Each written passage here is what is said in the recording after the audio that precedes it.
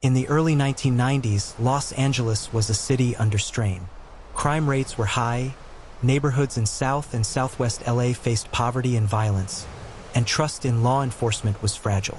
Amidst this backdrop lived Heryle Gossett, a 48-year-old African-American woman.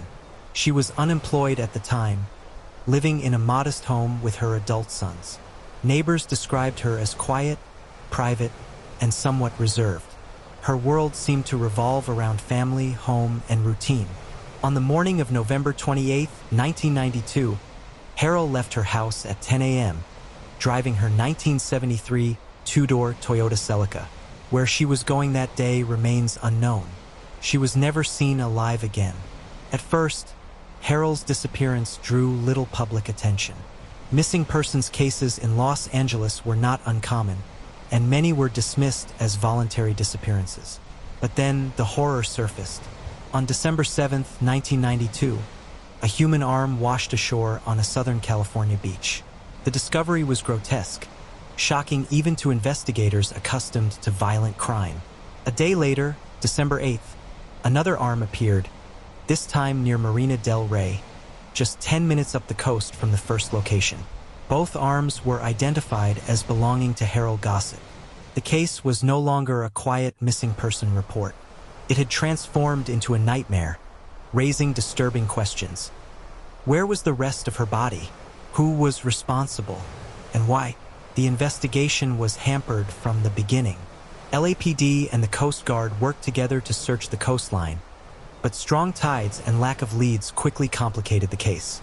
No torso, no head, no legs, only the two arms ever surfaced. Detectives began retracing Heryle's last known steps. She had left home that morning alone, driving her old Toyota Celica, but her car was never located, vanishing as completely as she had. Without a crime scene, weapon, or suspects, the investigation faltered. There were whispers about possible foul play tied to the area's rising crime rates, or even the possibility of gang-related violence, but nothing concrete emerged. Friends and neighbors could offer no insight into enemies or threats in her life. By the end of December 1992, just 1 month after her disappearance, the search for Heryle's body was officially called off. For her family, especially her sons, the announcement was devastating. Not only was their mother gone, but her case was already being pushed into the shadows, unfinished, unanswered.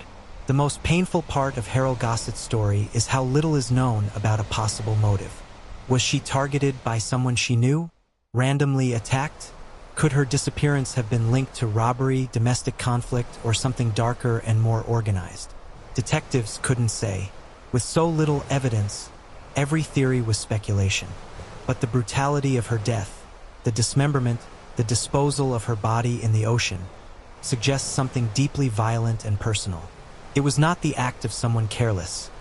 It was deliberate, gruesome, and intended to erase her existence. And yet, in the absence of answers, her story was left in limbo. The execution of the crime itself remains shrouded in mystery. Whoever killed Heryle, cut apart her body, and discarded her remains into the ocean managed to escape accountability entirely. Her arms, two parts of her body that somehow defied the tide and surfaced on shore, are the only reason her name is remembered in the annals of Los Angeles true crime. They are haunting symbols of a life cut short and a crime that was never solved. By the end of 1992, the LAPD officially stepped back, citing lack of evidence. The case grew cold almost as quickly as it began. For Heryle Gossett's sons, the loss was unspeakable. Not only did they lose their mother, but the way she was taken was horrific, almost unimaginable. They had to live with the fact that her last moments were likely filled with terror, and that her dignity was stolen even after death. The community never received closure. In a city full of tragedies, Heryle's case was one more file in a system overwhelmed by violence. For decades, her disappearance has been little more than a footnote, with only fragments of her story resurfacing in records. But the tragedy of Heryle Gossett remains powerful. It represents more than an unsolved crime. It represents the countless lives that vanish into silence, the families left with grief and no answers, and the way justice sometimes fails those most in need. Her arms washing ashore are more than gruesome evidence.